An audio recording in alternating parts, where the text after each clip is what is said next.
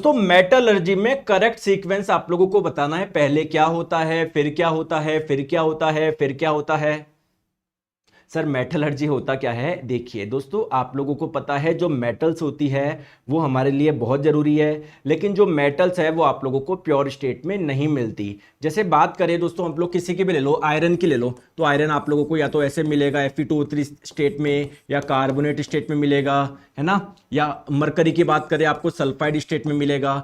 आपको तो क्या निकालना है, इससे मरकरी निकालना है। आपको तो क्या निकालना है, इससे आयरन निकालना है। आपको क्या निकालना है, इससे आयरन निकालना है। जैसे मान लो ये है कॉपर, ये कैल्शियम सल्फेट, आपको इससे क्या निकालना है, कैल्शियम निकालना है। तो दोस्तों इसमें आप लोगों का कैल्शियम पाया जा रहा है, तो ये कैल्शियम का अयस्क है, यानी और है। तो जो अयस्क होते हैं, जो और होते हैं, अयस्क होते हैं, तो उससे मेटल को निकालने की जो प्रक्रिया होती है उसे ही आप लोग बोलते हैं मेटलर्जी।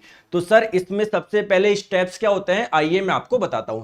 जैसे मान लो आप लोगों को ये कोई अयस्क है, बिल्कुल पत्थर के जैसा दिखेगा, देखने में बिल्कुल पत्थर की जैसे आप लोगों को दिखेगा।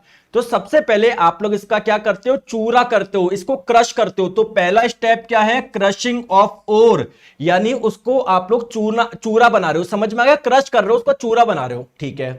दूसरा है आप लोगों का स्टेप है कंसंट्रेशन, यानी सांद्रण। कंसंट्रेशन का मतलब क्या है, अगर उसमें कुछ इंप्योरिटीज है, जैसे मान लो उसमें कुछ मिट्टी के कण है या उसमें कुछ और कण है, तो उसको आप लोग हटा रहे हो। जैसे जब हम लोग चावल, घर में चावल बनाते हैं, तो चावल में अगर छोटे छोटे कुछ पत्थर जैसे कुछ आ जाते हैं, उसको अलग करते हैं ना, तो यही वाला स्टेप है।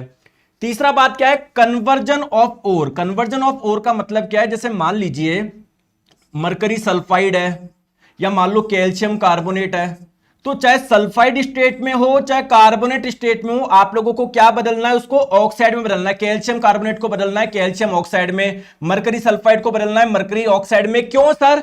क्योंकि अब हम लोग इसका क्या करा देंगे, रिडक्शन करा देंगे, अपचयन। अपचयन का मतलब है इससे ऑक्सीजन हटाना। तो कैल्शियम ऑक्साइड से जब ऑक्सीजन हट जाएगा तो बचेगा कैल्शियम, मरकरी ऑक्साइड से ऑक्सीजन हट जाए तो बचेगा मरकरी। तो अगला स्टेप क्या है, रिडक्शन करवाना, अपचयन करवाना। और जब ये अपचयन हो जाता है तो अल्ट्रा प्योरिफिकेशन होता है, उसमें और भी कुछ वो नहीं रह गई, वो इंप्योरिटी, ठीक है। तो सबसे पहला क्या है आप लोगों का, बताओ, क्रशिंग है।